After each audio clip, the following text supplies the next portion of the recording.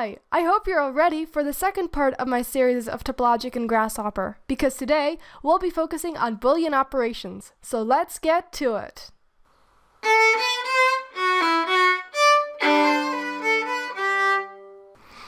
In Topologic, we have 4 different types of methods. We have constructors, queries, entity-specific methods, and Boolean operations. We covered constructors and queries last time. So constructors are creating higher dimensional entities from lower dimensional ones. So one example would be creating a cell complex from cells, and queries are the opposite. So extracting the cells from a cell complex. Now, entity-specific methods are just methods that are limited to specific entities. So for instance, creating methods that are just limited to cells or cell complexes. But now let's move on to Boolean operations. So if we look at this publication over here and open it and jump right to the Boolean operations, the first sentence we'll be met with is one way to construct non-manifold bodies is by using non-regular Boolean operations. So what are non-manifold bodies and what are non-regular operations? So at the beginning, I would first like to focus on non-manifold and manifold geometry, because we need to understand our input to understand what we're actually doing to it and how we're manipulating it. So let's go over to the Paint app, and let me start with, let's imagine that we have a cube, but we're viewing it from the top view. And we are a point on the perimeter of this cube. And now here comes a somewhat weird question.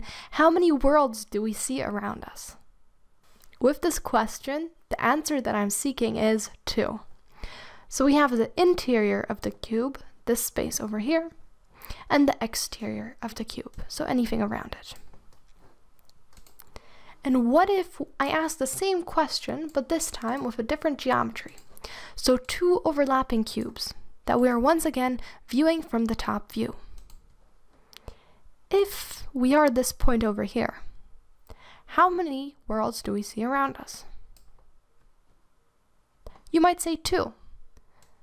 1, the interior, and the exterior is 2. But let's look closer at the interior, because this time we don't have one space. Because of the internal walls over here, we have 3. So actually, we have 4 worlds around us, because we have this part over here, the intersecting part, the remaining part of this cube, and also the whole exterior. And this is the difference between manifold and non-manifold geometry. So manifold geometry is actually 2 manifold geometry because of the 2 worlds. There's also a different reason, but we'll come to that a bit later. And then non-manifold, actually means n-manifold, so any number except 2. So we can define that a manifold geometry is a 3D shape which can be unfolded into a 2D surface with all of its normals pointing in the same direction. And this means that we should be able to, out of paper, cut out the net for the manifold geometry and fold it. So now, when we think about the non-manifold geometry, we think about how would I be able to construct it out of paper without destroying the paper first? So in one piece, cutting out a shape from which I can fold this geometry. And I think that is quite impossible because of these internal walls found over here. But actually, the reason why we have 2 manifold geometry comes from Euler's characteristics. Euler's characteristics is this formula over here. And now, what does this mean? Well, if we count the number of vertices and subtract the number of edges from that number and also add the number of faces, and we get 2, we're actually working with manifold geometry. If we get any other number, it is non-manifold.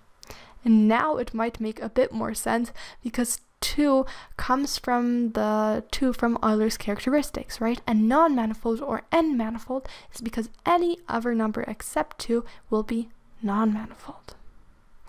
So now that we have cleared the air about non-manifold and manifold geometry, let's go back to our publication. Now, at this point, you might be asking yourself, how does non-manifold and manifold geometry relate to topology, right? Because in Topologic, we're working with topologies. Well, essentially, the geometries aren't non-manifold and manifold, but rather they're underlying topologies. So please bear that in mind while we continue talking about Boolean operations. Now, when we go back to our sentence, one way to construct non-manifold bodies is by using non-regular Boolean operations. The only question we have left is, what are non-regular Boolean operations? And their definition is right below, so over here. However, let's start with the regular Boolean operations. So generally, with regular Boolean operations, external faces of the input bodies that are within the resulting body are removed, while in non-regular Boolean operations, these are retained. Now, what does this mean? This table demonstrates it quite nicely. So each column represents a different Boolean operation, and here we can compare the two different results from the two different operations. So in the first example, our inputs are two solids which are comparable to cubes, and we want to join them. The question is how? Do we want to create a cell out of this kind of intersecting part, or do we just want to remove it? And this choice creates quite two different results. So in the first one, so in the regular operation, which means removing it, we then end up with just one cell.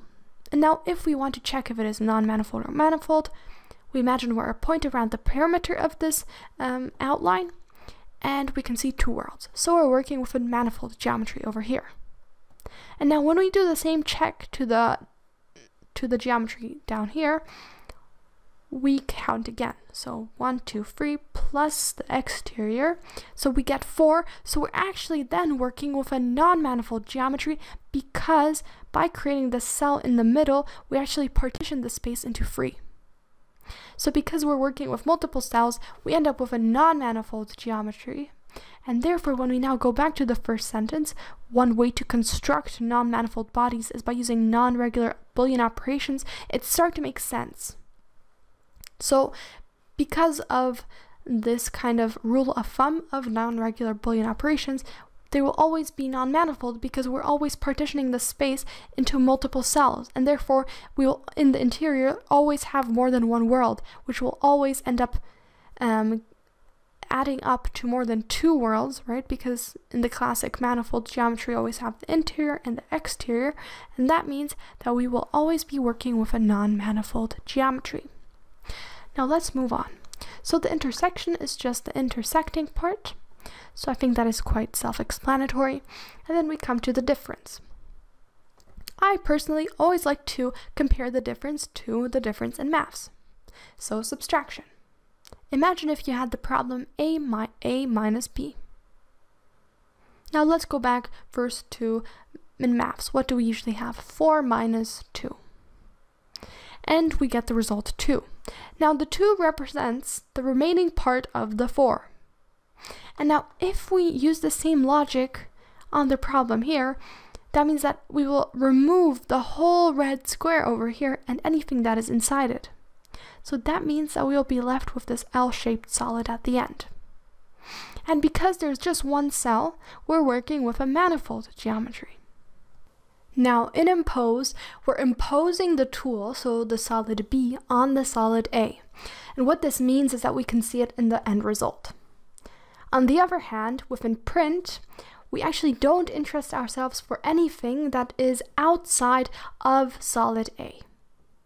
So when we look at the example, we can see that we have solid A and solid B. Solid B is the tool that is acting on solid A. And in the end result, what we see is that it forces its way through. So that means that we see the tool, so this red square, on top of the blue square. So we no longer see this part of A anymore.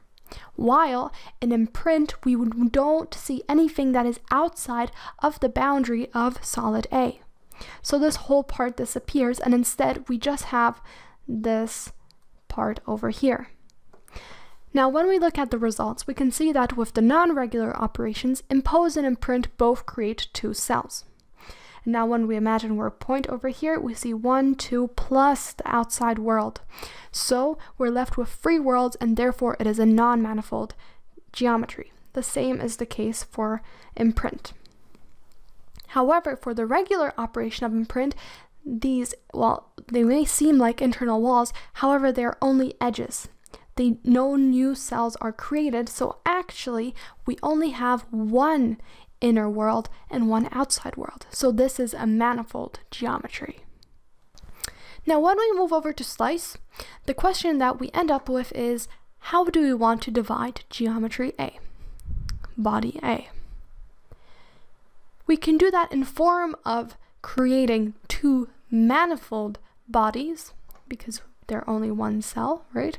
Or we can create one non-manifold solid, which is partitioned through a face. Now, I hope you had been able to follow all of my explanations. However, I do understand it is hard to visualize all of this in your mind. Therefore, what better place to go than Rhino and Grasshopper?